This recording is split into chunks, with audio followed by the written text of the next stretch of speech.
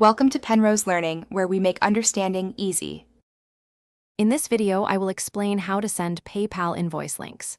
First, log into your PayPal account and navigate to the Send and Request tab. From there, select Create Invoice to begin the process. You can customize your invoice with your business logo, contact information, and a detailed list of services or products. This ensures a professional appearance and clear communication with your clients, making the payment process straightforward and efficient for everyone involved. When crafting your invoice, start by entering your client's email address.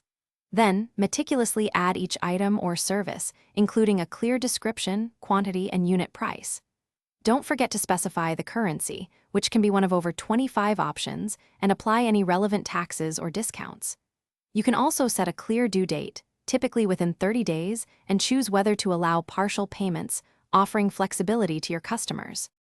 Once your invoice is complete, take a moment to review all the details for accuracy.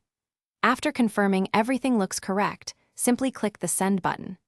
PayPal will then generate a unique, secure link for your invoice.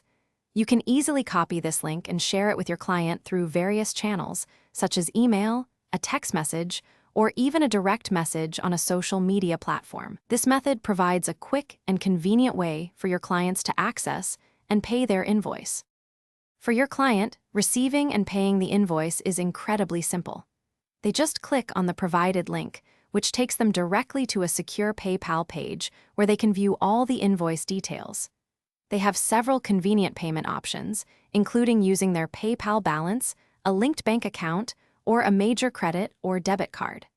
This streamlined process often leads to faster payments for you, improving your cash flow and simplifying your financial record keeping significantly. Thanks for watching. If this was helpful, leave a like and consider subscribing. See you next time.